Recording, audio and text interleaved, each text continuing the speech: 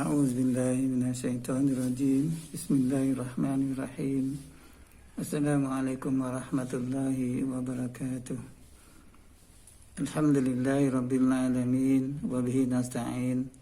Asyhadu an la ilaha illallah wahdahu la syarikalah wa asyhadu anna Muhammadan abduhu wa rasuluh. Allahumma salli wa sallim ala sayyidina Muhammad wa ala alihi wa ashabihi ajma'in. Subhanaka la ilma lana illa ma 'allamtana innaka antal alimul hakim. Rabbi shrah li sadri wa yassir li amri wahlul 'uqdatam min lisani yafqahu qawli.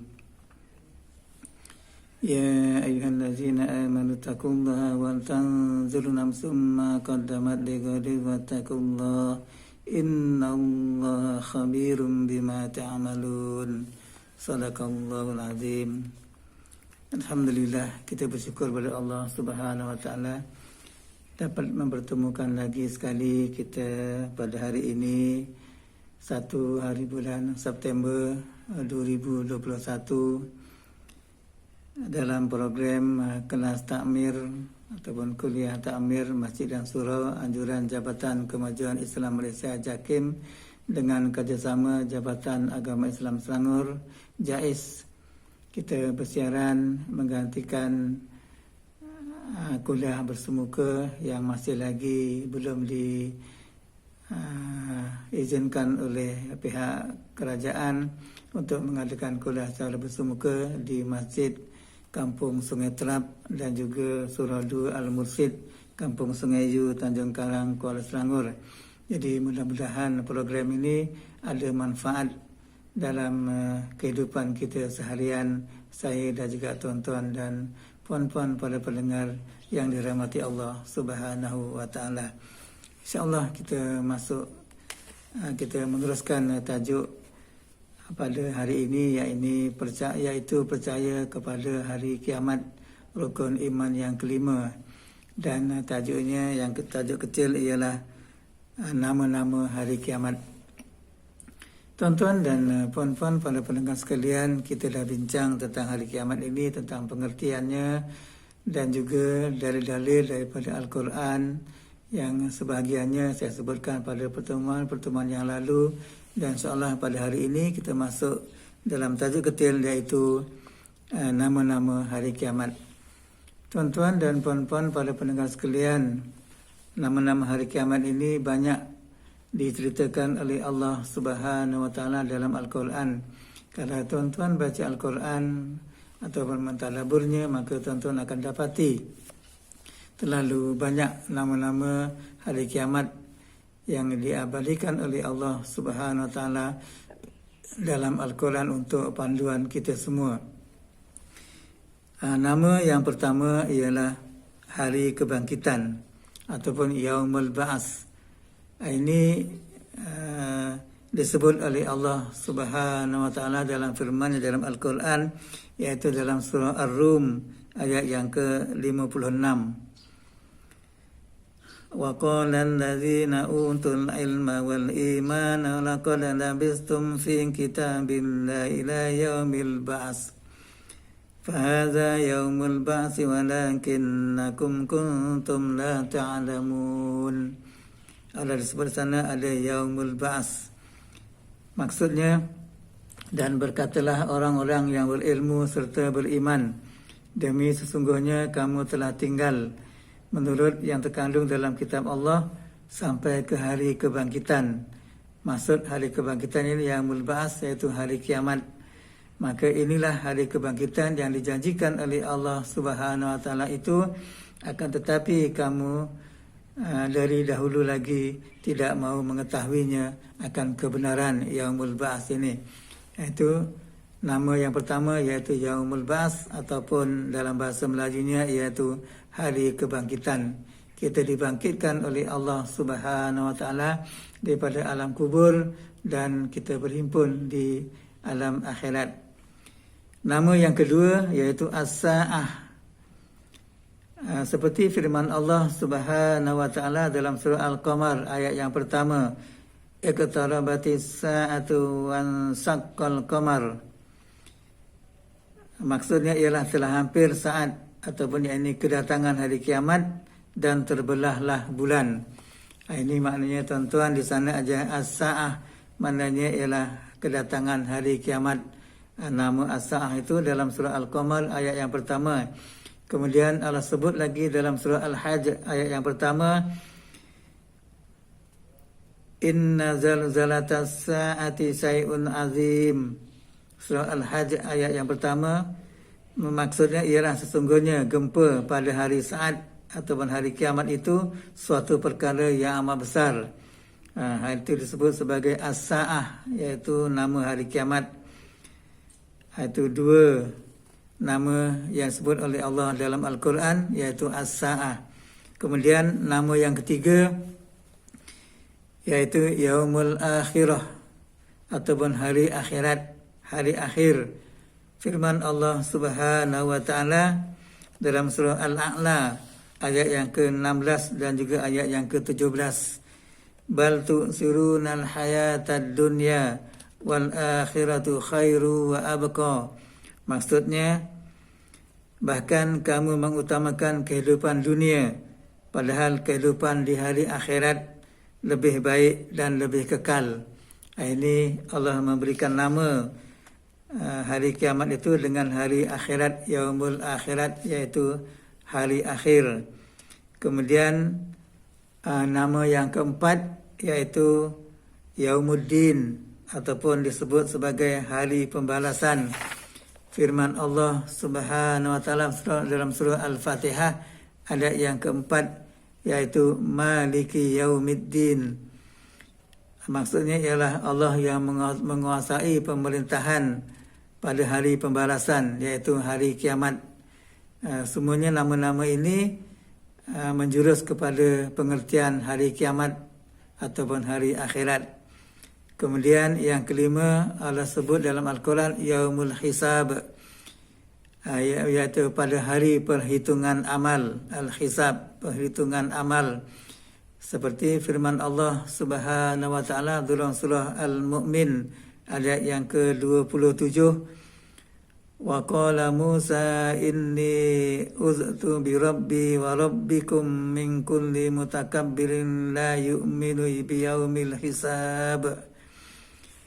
Dan Nabi Musa berkata, sesungguhnya aku berlindung kepada Allah, Tuhanku dan Tuhan kamu, dari angkara tiap-tiap orang yang sombong takabur dan tidak beriman kepada hari perhitungan amal, yakni yaumul hisab.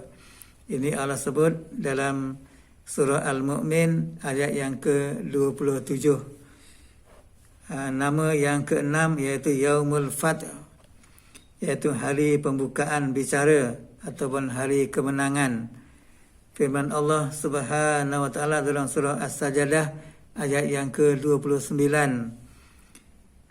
Qul yaumal fathi la yanfa'ul ladzina kafaru imanuhum wa la hum yunzarun.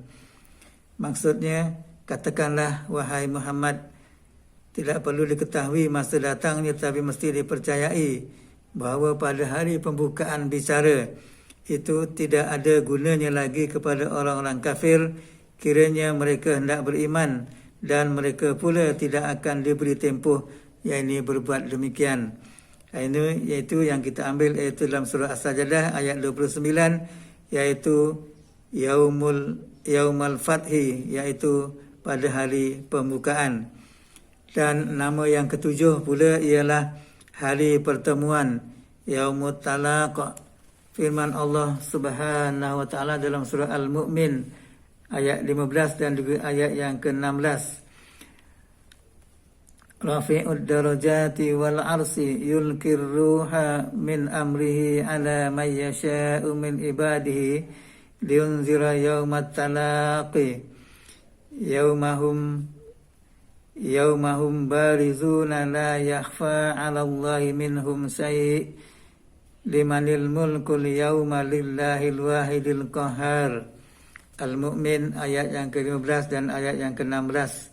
Maksudnya, dialah yakni Allah Subhanahu wa taala yang maha tinggi darjat kebesarannya, yang mempunyai aras, yang melambangkan keagungan dan kekuasaannya.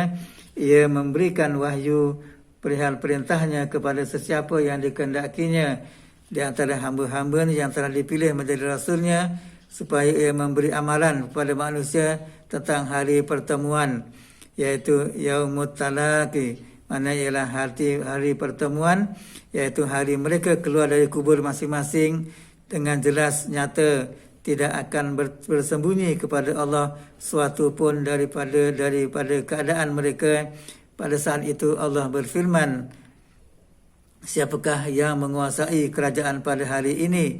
Allah sendiri menjawab, dikuasai oleh Allah yang Maha Esa, lagi yang mengatasi kekuasaan manusia dan sebagainya. Itu adalah yang ketujuh, Yaumut Talaqi. Kemudian nama hari kiamat pada yang ke-8, iaitu hari perhimpunan dan hari nampak kerugian, Yaumul Jam'i wa Yaumut Taghabun. Firman Allah Subhanahu wa taala dalam surah At-Taghabun ayat yang ke-9, Yauma yajma'ukum liyaumil jam'i zalika yaumut taghabun. Maksudnya, ingatkanlah masa Allah menghimpunkan kamu pada hari perhimpunan untuk menerima balasan, itulah hari masing-masing nampak kerugiannya, iaitu Yaumut Taghabun, hari nampak kerugian. Kepada siapa?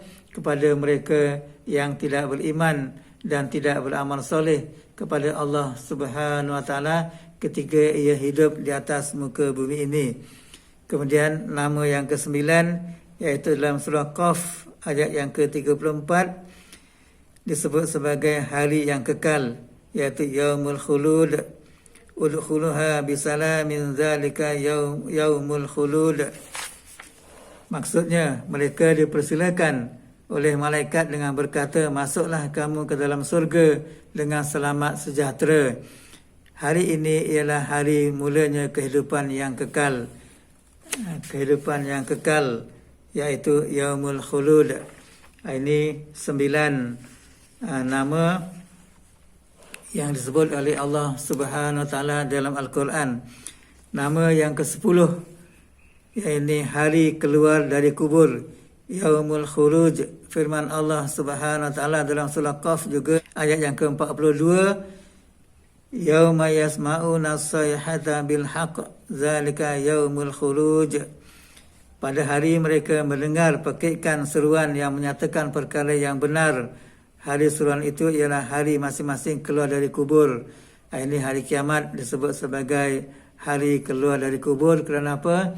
Kerana semua makhluk ataupun manusia yang dah mati dalam kubur akan dikeluarkan oleh Allah Subhanahu wa taala untuk menerima amalan balasan ketika ia hidup di atas muka bumi ini. Itu sebabnya dinamakan Yaumul Khulud, iaitu hari keluar daripada kubur masing-masing, dan manusia pada ketika itu dikeluarkan oleh Allah Subhanahu wa taala daripada alam kubur kepada perhimpunan di padang mahsyar dan umpamanya. Itu 10 nama yang disebut oleh Allah Subhanahu wa taala di dalam Al-Quran sebagai nama-nama hari kiamat, dan itulah menjadikan bahawasanya hari kiamat itu tetap berlaku kerana dah banyak nama, banyak peristiwa disebutkan oleh Allah Subhanahu wa taala di dalam Al-Quran. Maka tuan-tuan dan puan-puan para pendengar yang dirahmati Allah Subhanahu wa taala, sesiapa yang mempercaya dengan Al-Quran, maka dia akan percaya dengan berlakunya hari kiamat, hari akhirat, kerana 10 nama yang saya sebutkan ini, dan ada lagi nama-nama, insya-Allah saya akan sambung lagi pada pertemuan yang akan datang, nama-nama hari kiamat yang disebut oleh Allah Subhanahu wa taala di dalam Al-Quran. Jadi untuk apa tuan-tuan? Iaitu untuk mempertingkatkan amalan kita ketika kita hidup di atas muka bumi ini, amalan kebaikan, amalan kebajikan, dan meninggalkan segala amalan-amalan yang tidak diperintahkan oleh Allah dan Rasulnya, dan juga mempertingkatkan keimanan dan ketakwaan kita kepada Allah Subhanahu wa taala, supaya iman kita ini, takwa kita tidak statik ataupun tidak menurun dari sehari ke sehari, dengan lantaran Allah menyebut nama-nama hari kiamat ini dengan berbagai-bagai nama, maka iman kita akan bertambah dan ketakwaan kita juga akan bertambah, amalan juga kita akan bertambah, akhlak juga kita akan bertambah baik, dan itulah natijah kehidupan kita seharian.